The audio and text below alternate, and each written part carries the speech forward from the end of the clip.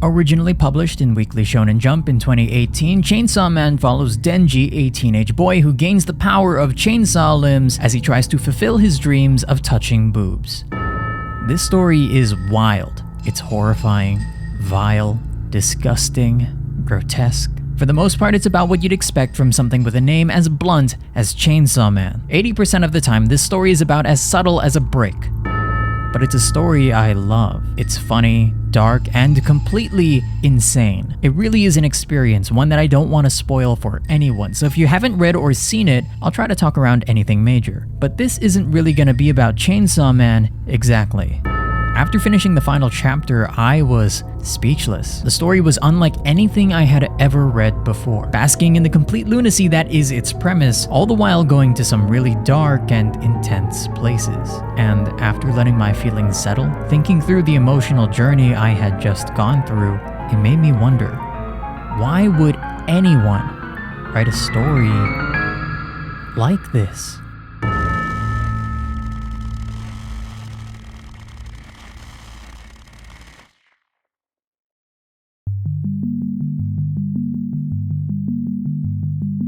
Tatsuki Fujimoto was born in Akita, Japan in 1993. Or 1992. English and Japanese Wikipedia disagree on this for some reason, so I'm not really sure which one it is. Not a whole lot is known about him outside of the fact that he did a lot of oil painting and graduated in Western painting at Tohoku University in 2014. We don't even know what he looks like, but I'm not all that interested in Fujimoto's personal life. Instead, I was curious about the kinds of stories he writes. As the author of Chainsaw Man, I wanted to understand the things he's drawn to, the ideas he would be compelled to explore. So, I went through everything I could find. Maybe by going through Fujimoto's works, I could get a better understanding of how and why someone eventually ends up writing something so insane. A few disclaimers though. This isn't going to be a very comprehensive deep dive or review. I'm not going to go over everything in extreme detail. I also wasn't able to go through all of Fujimoto's works either, particularly a few that he submitted for competition. As far as I could tell, his one-shots Paper Airplane and View of Justice were never published. Neither was Sword of Revenge, which Fujimoto apparently wrote under the pen name Nagato is Me, or Nim. There are actually a couple more webcomics that he posted under that name on the Nagato is Me website, which I'm also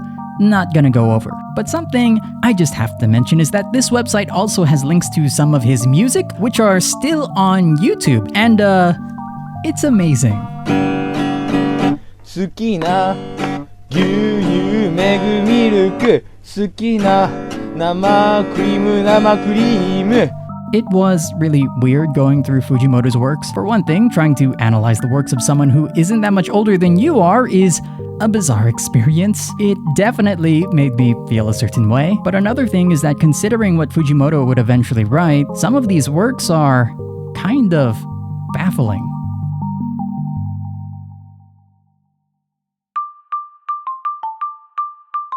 In 2011, Fujimoto wrote the one-shot There Were Two Chickens in the Garden, and as far as I can tell, this was the first work that gained him notoriety, earning him a nomination for a Jump Square Monthly Award. Taking place in a future where aliens have taken over Earth, it follows two people, Yuto and Ami, that wear chicken costumes to avoid being eaten. It's a quirky little story that seemingly exists to make sense of a Japanese tongue twister, one that I'm not even gonna try to say. And it's about what you'd expect from Fujimoto, a mixture of dark humor with an emotional twist, as it turns out that Yuto is also an alien that eats people, but decided to stick around Ami, unbeknownst to her, because he wanted to know what it's like to live with the fear of being eaten alive. And that's something Yuto truly comes to understand. Even though he ate all of Ami's friends, by sticking around her, he starts to empathize and bond with her. And at the end of the story, when faced with another alien that threatens to kill them both, Yuto decides to reveal his true self to Ami, telling her that he plans on eating her just so that she leaves him behind. He sacrifices himself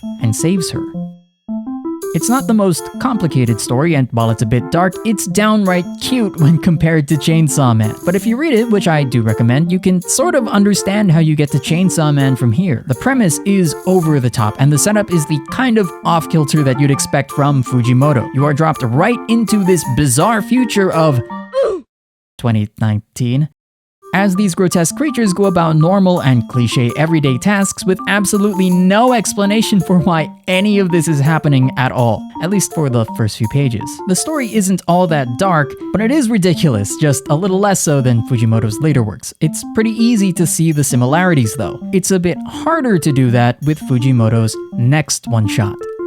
Sasaki Stop the Bullet was written in 2013, and it is not what you'd expect. It takes place at a high school when a man with a gun suddenly appears to take revenge on a teacher that dumped him. And while that sounds pretty dark, the story itself isn't. There's no blood, no gore, nobody dies. The story just follows Sasaki, one of the students, as he tries to navigate the situation. It's focused much more on the emotions of the characters, diving deep into Sasaki's mind, exploring his dreams of being an astronaut in honor of his late father, and Sasaki's belief that nothing is impossible, instilled into him by his teacher. And that belief lies at the core of this one-shot. It's basically what resolves the story. When Sasaki stands up for his teacher, the gunman shoots at him and Sasaki does the impossible. He catches the bullet mid-air with his bare hands. The rest of the story is Sasaki explaining to the intruder that even though it feels like his life went downhill ever since he got dumped, and even though he's definitely going to jail for, everything that's happened, he can still have a happy life in the end. Even that isn't impossible. We're never given a clear explanation for how Sasaki managed to catch the bullet. He even says at the end that it should have completely destroyed his hand. Sasaki managed to become an astronaut, by the way, but I think to question the logic of that moment is kind of missing the point. For Fujimoto, this story is clearly about belief and faith, and that emotional core drives everything that happens here. Sasaki is so overtaken by emotion that it drives him to do something impossible. His conviction is insane, and that kind of conviction is taken even further in Fujimoto's next one-shot. Love is Blind was released in November 2013. It's actually the first of Fujimoto's works that was ever published, which is really impressive. He was 20 or 21 at the time, which is insane and makes me feel things about myself. It's an unflinching love story that follows Ibuki, a student the day before his graduation, as he tries to confess to his classmate Yuri. That's a pretty straightforward premise. The thing is, when I say this is an unflinching love story, I mean a bit more specifically that Ibuki is unflinching, and this is where the story gets absurd. Ibuki is so dead set on confessing that he ignores everything that stands in the way of that happening, starting with a teacher telling him to prepare for the graduation because, as it turns out, he's the class president, then a mugger that jumps Ibuki and Yuri and holds them at knife point for cash, and then finally, an alien that comes down to Earth proclaiming that the planet is going to be destroyed for an intergalactic expressway. Douglas Adams. Nice. Like Sasaki Stop the Bullet, Love is Blind is about someone with incredible conviction, but this time it's used for comedy instead of being played straight. And while it's funny and absurd, Ibuki's feelings are never undercut. Once again, this is a story where the character's conviction to their beliefs or emotions are what drive and ultimately resolve the story. The situation with the mugger and alien is diffused immediately once Ibuki finally confesses because of how overwhelmed, I guess everyone is. The alien deciding not to destroy Earth because it didn't feel like the right time, and the mugger actually giving Ibuki money to buy himself a drink. It's all very cute.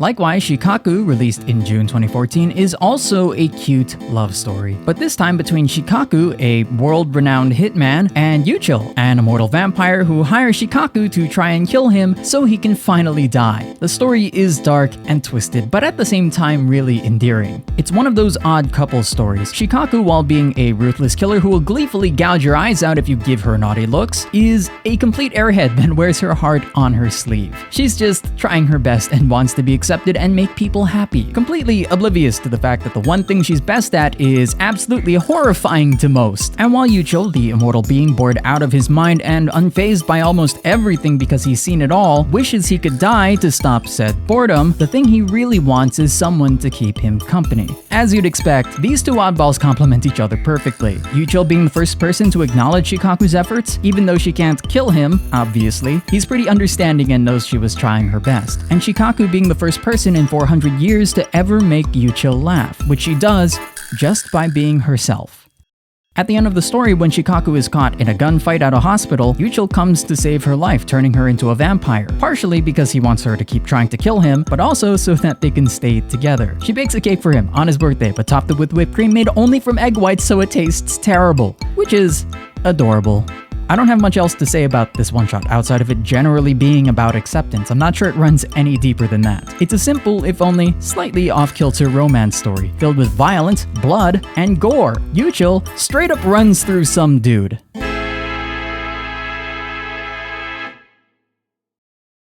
Ningyo Rhapsody, or Mermaid Rhapsody as I'm gonna translate it here, is a much more straightforward romance. Released in December 2014, this one-shot is probably the strangest in the larger Tatsuki Fujimoto canon, primarily because it's the most conventional. Toshihide was born to a human father and a mermaid mother. He spends most of his time playing an underwater piano, the only way he feels he can connect to his late mom. When one day he meets Shiju, a mermaid enamored by his playing, and the story follows their blooming relationship. Although a bit fantastic, this is just about as straightforward a romance as you can get, with the main conflict stemming from the fact that humans and mermaids don't get along. It's a very Romeo and Juliet type of setup, except in this case, the Montagues and Capulets hate each other because they have a history of eating each other.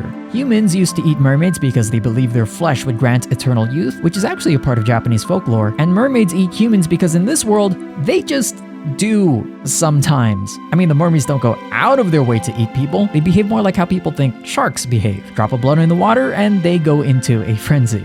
This is classic forbidden love, with Toshihide being told that mermaids are dangerous and Shiju being told that it's impossible for humans and mermaids to get along because of their nature. Through the story, we see Toshihide work through his conflicting emotions, his feelings for Shiju and his fear, because she is dangerous. There's an incident about halfway through that leads to Toshihide's ear being bitten off by Shiju, so that fear isn't unfounded. But Toshihide comes to realize that for him, it would feel much worse to never see Shiju again than to be eaten, which is both cute and kinda morbid. Like Shikaku, it's a story about acceptance, but I do think there's a bit more subtlety here. What I find interesting about this story is that the conflict between humans and mermaids is not due to a misunderstanding. Mermaids eat people. It's part of their nature. That's true from the beginning of this story till the end. There's nothing Toshihide or Shiju can do to change that fact. So the main idea isn't just about love in the face of adversity, it's love in the face of fear. A valid and understandable fear. Which emotion is stronger? Which one will drive these characters more? It's a conflict with a bit more nuance than the setup of the story would have you believe. And it's a conflict that Fujimoto explores even further in Nayuta of the Prophecy. Released in July 2015, Nayuta of the Prophecy follows Kenji as he raises his little sister, Nayuta. She's a magic user with horns that speaks gibberish and is prophesized to destroy the world. As you can imagine, that makes things kinda difficult. Kenji can't hold a job because of his relationship to Nayuta, and a lot of people want Nayuta dead. Like before, it's a story about love in the face of fear, but in this case, fear of the unknown. For most of the story, Nayuta is an enigma, a powerful magic user who is capable of extreme acts of violence, killing and eating random animals. But because she can't properly speak her mind, her motivations and desires are unknowable, even to Kenji. And that's the struggle here. Kenji cares for his sister deeply. She's the only family he has left. But she also has the power to destroy the world. How do you love someone while constantly fearing that you'll hurt them? What if by hurting them, you bring about the end of the world? Fujimoto does a good job here of exploring those ideas in a short amount of time. How that fear, while understandable, ultimately distances Kenji from Nayuta, and what exactly it means to overcome that fear. The things Kenji has to accept for him to properly care for his sister. I don't really want to spoil how this story ends, but it's very heartfelt. Definitely worth reading, as are all of Fujimoto's works. But I do think this one is my favorite out of these early one-shots, which is fitting because Fujimoto's next story would be the most ambitious up to this point. Fire Punch was Fujimoto's debut series. Running from 2016 to 2018, it's the high-octane, completely bonkers story that you'd expect from the guy who wrote Chainsaw Man. This thing touches on all sorts of taboo topics, from cults to modern slavery to cannibalism to incest. But to keep things simple, I want to boil all of that down. What is Fire Punch about? It takes place in a future world that's been covered in ice and follows Agni, a man covered in fire. But not in like the fun superhero way. In this world, some people have blessings or special powers. And Agni's power isn't that he's like the Human Torch, it's regeneration. For reasons I won't get into, Agni was set on fire, but with a special kind of flame. It will only go out once its fuel source is completely used up. And because Agni's power is regeneration, he's just on fire constantly, and he feels every second of it. So, in the absolute broadest of strokes, Fire Punch is about finding the will to live when, to put it lightly, life sucks. This is the conflict that runs through the entire series. And while Fire Punch primarily focuses on Agni going through that struggle, it's something most of the characters here have to struggle with as well. As you can imagine, this story is dark, featuring people who have a lot of emotional baggage going through some really awful things. There's a character in this story where, when they reveal what their deal is, it made me think, 1, that's an interesting consequence of a superpower I have never considered, and 2, that's f***ed up. I don't want to spoil who or what that is, but if you've read or decide to read Fire Punch, you'll definitely know what I'm talking about. But that isn't to say the story is all doom and gloom. Like Chainsaw Man, Fire Punch has its fair share of humor. There's a character that runs around in their underwear that does some stuff. They don't really say anything, but they're there, and that's kind of funny. For the most part though, this story is far darker than anything Fujimoto wrote before. It's a story filled with violence, horror, and a lot of surprises. But to me, the biggest surprise is the one-shot Fujimoto dropped in the middle of this series. When I Woke Up I Had Become a Girl Disease was released in April 2017, and that title pretty much explains the premise of this one-shot. It's a gender bender that follows Toshihide, who wakes up one day only to find that he is now a girl physically, with no way of reversing this. It's a stark contrast to Fire Punch. Despite being written in tandem, or at least I assume they were, this one-shot doesn't get nearly as dark or violent. It's a story focused on the relationship between the emotional and the physical, how Toshihide perceives himself, how other people see or perceive him, and the struggle when those two things are not the same. And that struggle manifests in Toshihide's relationship to his girlfriend, Rie. Other people tell Toshihide that he's a girl, his classmates are told to treat him as if he were, which they do, and that social pressure takes a toll on him. He starts to believe that he can't be with Rie because of his appearance and what people tell him he is, even though Rie still loves him. But by the end, Toshihide realizes that it doesn't matter what society says or what other people think. He is who he says he is, and he loves Rie. I would be lying if I said I didn't have problems with this one-shot. I do, specifically with how it gets some of its points across. Though I don't have experience with things like gender dysphoria, which is clearly what this one-shot is going for, and something Fujimoto explored before in Fire Punch, I think that's a topic that requires a lot of nuance that I don't think the story had time to go through. Although, that isn't to say that I think Fujimoto didn't try, because here's something interesting. Despite being about a guy who wakes up with a female body, we never actually see him with a male one, which is kind of a weird omission. You'd think that you'd want to show this weird disease in action, but by the time the story picks up, Toshihide's body has already changed. And while that choice might have been due to time constraints, there's a flashback in this story, and that would have been a good opportunity to show Toshihide before any of this happened. But that's not what we see. The flashback takes place when Toshihide is a child, when the features of his body are ambiguous, and in the single panel where we get a good look at him, his face is completely obscured. That seems like a deliberate choice, almost as if to say, it actually doesn't matter what Toshihide looked like before. What matters here is him reaffirming an identity he's always had. Considering that this one-shot is clearly about gender dysphoria, the premise acts like a framing device, one that subtly gets you on Toshihide's side before the story even begins. And that's pretty interesting. But since this isn't supposed to be a thorough analysis, I'll just leave it at that.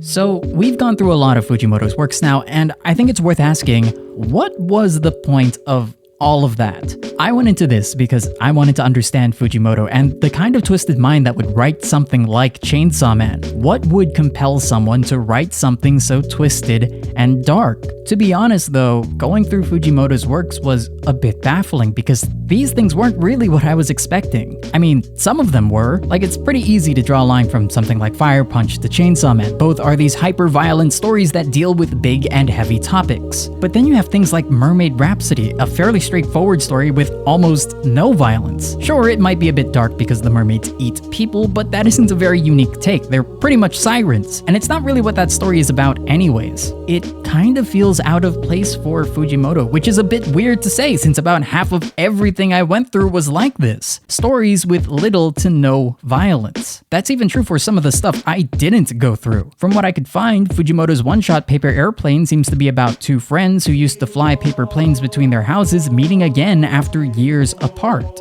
I know that Chainsaw Man, for all the violence and gore, spends a lot of time focusing on personal struggles and the relationships between its characters. That's why people connect to this story at all. Violence and action without any substance is just violence and action, and that can get really boring really quickly. But I don't think I gave Fujimoto enough credit when it came to the drama in Chainsaw Man. I think an author's works can reveal a lot about the things they care about, and after reading through Fujimoto's works, it seems like this is the most important part to all the stories he writes. People dealing with and working through very strong personal emotions. Two Chickens in the Garden is about empathy and solidarity. Sasaki Stop the Bullet is about belief. Love is Blind, Shikaku, Mermaid Rhapsody, and Nayuta of the Prophecy are about love. I Woke Up as a Girl Disease is about identity. Fire Punch is one of the most over-the-top metaphors for depression I've ever seen, following a person who feels excruciating pain every second of every day, finding the will to stay alive. After reading through all of these works, it made me rethink Fujimoto as an author, not as someone that specializes in shock and horror, but as someone who specializes in drama. So I reread Chainsaw Man again and again, desensitizing myself to the violence and gore, and I came out realizing that the story isn't just a good drama, it's a really good melodrama. Melodrama has a bad reputation. People see it as cheesy and schlocky. Chainsaw Man is both of those things too, sometimes intentionally so. That's part of the appeal. But melodrama isn't inherently good or bad. It's a subgenre of drama. The specific definition is a bit swirly and difficult to pin down. A lot of people have varying thoughts on what makes a melodrama, but here's how I view it, at least in how most people understand it today. Melodrama is a genre designed to trigger intense and visceral emotions. The characters are completely overwhelmed by their feelings, and the focus of the story is usually on how the plot drives characters rather than how characters drive the plot. The movie Titanic is a classic melodrama that focuses on Rose's state of mind, how the social structures of a 1912 society and eventually the crisis on the Titanic drive her character and emotions. I don't think it's that controversial to say that Chainsaw Man deals with big emotions. It's a story filled with spectacle that seems focused on using that spectacle to draw out all kinds of emotions, whether that be love and sorrow, or even disgust and fear. Horror shares a lot in common with melodrama in that way. It's easy to see why the genre is usually looked down on though. As someone who watched a lot of Once Upon a Time and Grey's Anatomy, I can tell you that these things can feel very contrived. Since the focus is on emotion and on how plot drives characters, it can feel like the characters lack agency. They're not usually the reason why something happens. All they do is react to the plot. So any emotional moments, no matter how justified they are within the story, won't feel like they're earned. But here's the thing about genre. It's a tool. And depending on the story, that lack of agency doesn't have to be a bad thing if used correctly. For everything that happens in Chainsaw Man, Denji is a character with very little agency. Most of the story is spent following this poor kid being dragged from one situation to the next with almost no say in how anything plays out. And even when he does try to make a decision for himself, which isn't very often, the plot barrels forward anyways. Denji's attempts to be an active agent within the story are made almost meaningless. That's how little influence his choices have, at least in the beginning. The primary focus here is on the emotional turmoil Denji has to endure. And not only is that lack of agency intentional, that's sort of the entire point. Denji has the power to turn into a chainsaw. He is quite literally a tool whose sole purpose is to be used by others. and that feeds directly into his wants. I joked in the beginning that Denji just wants to touch boobs, but it's a bit more nuanced than that, obviously. Now, I'm fully aware that the point I'm going to try to make next is a bit of a stretch, but I think it's a pretty interesting way of looking at things. An element present in a lot of melodramas, not all of them, but a lot, is that because they're more focused on how plot drives characters, they're not always concerned with how characters work to resolve conflict. A solution will present itself and problems will just go away. A deus ex machina, whether that be a true deus ex machina or just a plot convenience. If you don't know, deus ex machina is Latin and translates to God from the machine. It's a plot device that refers to something that solves a seemingly unsolvable problem abruptly and unexpectedly. This tends to be the weakest part of a story, and while it's mostly a problem of setups and payoffs, in melodrama, it's also a problem of agency. The characters cannot and do not solve the conflict on their own. It takes what feels like an act of God to save them. Now, am I saying that Chainsaw Man has this sort of ass pull in it? No. But here's what I will say. Compelling characters are all about wants versus needs. Wants are something a character thinks will help them reach their goal, and needs are what a character actually has to obtain. A character grows because their wants and needs compete with each other. Denji's goal, in the end, is just to be happy, but he is designed to be at the mercy of the plot around him. So it makes all the sense in the world for Denji's wants to take the form of something or someone to make all the pain in his life go away, because he cannot do it himself. Deus ex machina. So what does Denji need? Well, whether or not it was intentional, Fujimoto in Chainsaw Man crafted a melodrama about a character on a journey to obtain the one thing most characters in melodrama lack: agency, control. But making a modern melodrama is difficult. To deliver such strong emotions, they have to do it with complete sincerity, or else we'd never buy into them. That's part of the reason why melodramas can come off as cheesy and cringy. Sincerity can be uncomfortable. And like I said, Chainsaw Man tries to appeal to very strong emotions. There's a subplot here that plays out like a Greek tragedy. That's the kind of emotional intensity we're dealing with. In order to back that up, Chainsaw Man has to operate on a level of sincerity that would bring most other stories to their knees. I can think of a lot of moments and dialogue in Chainsaw Man that, if transplanted into another story, would absolutely cripple them. It would be such an uncomfortable experience that they would be rendered almost completely unreadable.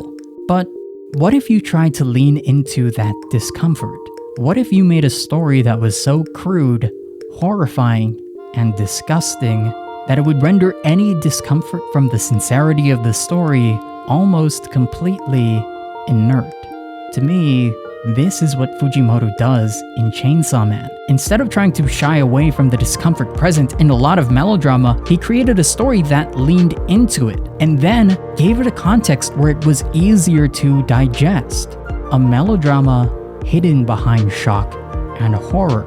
As someone who always wrote about people dealing with strong emotions, I think Fujimoto was completely aware of how uncomfortable those emotions could be. This is actually what I think Fujimoto was trying to do with Fire Punch. While I don't see that as a melodrama, Agni has a lot more influence on things, that too tells a very sincere story while using shock and horror to make it more digestible. And it works. I don't think it feels cheesy in any way. But it's also a lot. I mean, I like it, but I can also see it being a bit much for some people. It is aggressively depressing. In a way, I think Chainsaw Man is actually a bit more accessible to a broader audience, because while leaning into shock and horror, it also doubles down on absurdity more than Fire Punch ever did. The choice to focus on something as ridiculous as a character with chainsaw powers does wonders here. You laugh because of how absurd and excessive everything is. It puts some distance between you and the story and makes things less overwhelming. That's what dark or black comedy does. Both Fire Punch and Chainsaw Man go to equally dark places, but by leaning more heavily into the absurdity of the situation, Fujimoto can take some of the edge off the story. But I want to be clear, because Fujimoto seems to be very particular about this. The humor always comes from the absurdity of the situation. At no point does he try to minimize what a character feels. And that's something I noticed about Fujimoto's works from the very beginning. That's true for Two Chickens in the Garden. It's funny because it's ridiculous that Yuto and Ami have to wear chicken costumes to stay alive. But you never question their fear. That's true for Love is Blind. Things get comically over the top. But you never question Ibuki's feelings. And that's true in Chainsaw Man. Fujimoto is very careful not to minimize the character's emotions. Things here get absolutely bonkers. A character is forced to play DDR while everything around them goes to hell. And you laugh because of how completely insane that is, but Fujimoto frames it in such a way that you never question how terrified that character would be. He never downplays it, even for a second, because that's the whole point of going through all of this work. It's to allow those feelings to be as sincere as possible without compromise. Fujimoto wanted us to understand and feel the same visceral emotions Denji does. So he wrote his story as a melodrama to draw out those feelings. He made it horrifying, so it was palatable. And he made it absurd, so it wasn't overwhelming. I don't see Chainsaw Man as a deconstruction. It's the same kind of story we've seen a million times before. The greatest trick Fujimoto pulls here is disguising that story so we accept it for what it is. And I think the best representation of what Fujimoto managed to accomplish with Chainsaw Man can be found in his one-shot, Imoto no Ane. If you're familiar with Fujimoto's previous works, you might have been wondering why I didn't mention this one earlier. Well, there's a reason for that. Released in July 2018, Imoto no Ane was the last one-shot Fujimoto wrote before the release of Chainsaw Man. And it is easily one of the weirdest things I have ever read. It follows Mitsuko, a student at an art school, just trying to get by. The thing is, the school holds an annual art contest where the winning picture is displayed in the main entrance, and this year's winner is a nude painting of Mitsuko in a very suggestive position that I cannot show for obvious reasons, drawn by her little sister, Kyoko. This is one of the most bizarre premises for a story that I have ever come across, but I think it's pretty telling that this is what Fujimoto decided to write before Chainsaw Man. Mitsuko is understandably horrified by this painting, and given the fact that she never posed for it, most of the story is spent following Mitsuko as she tries to understand why on earth her little sister would draw something like this. Eventually, Mitsuko learns from a teacher that the painting actually came from an assignment in his class, and the prompt for that assignment was aspirations. Mitsuko comes to realize that the only reason her sister drew her, and the only reason why she could do it from memory, was because she looked up to her. Kyoko was always watching Mitsuko from afar. As a metatext, I think this might be the best representation of what Chainsaw Man tries to do. Kyoko's painting is uncomfortable and unpleasant for Mitsuko to look at. The fact that Kyoko drew it at all is kind of absurd, but it also expresses very honest and sincere emotions. Mitsuko always knew that Kyoko looked up to her. Kyoko makes that abundantly clear, but those feelings were something Mitsuko always found uncomfortable and never quite understood. It's really only through this painting, this admittedly very weird painting, that Mitsuko is able to finally understand and accept Kyoko's feelings.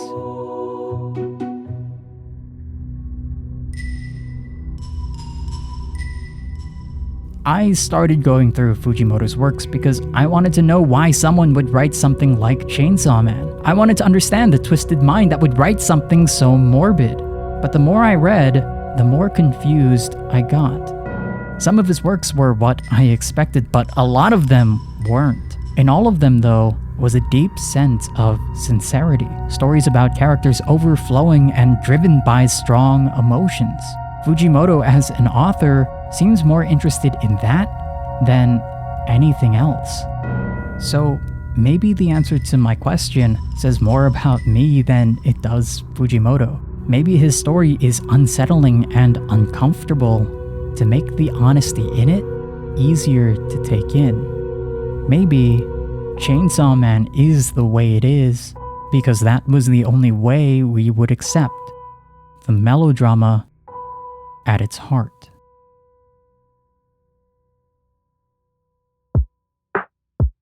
So this is gonna be a little epilogue before I close everything out. I had a version of this script in my head since the middle of June, which should give you a rough estimate for just how long these things take to make. At the time, I had no idea that Fujimoto would release a one-shot in the middle of writing this.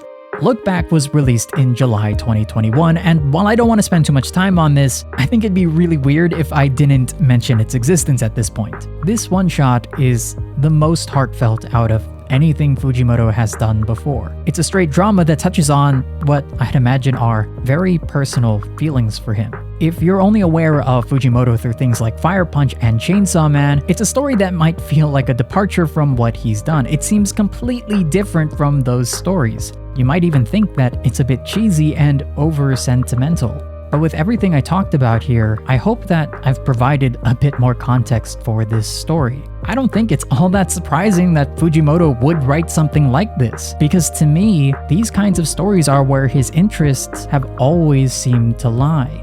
I don't want to say much else about this one-shot. I don't even want to say what it's about. I think it's worth reading, and I don't want to ruin it. It's such a personal story that I think it's better to experience it through Fujimoto's own words than through mine.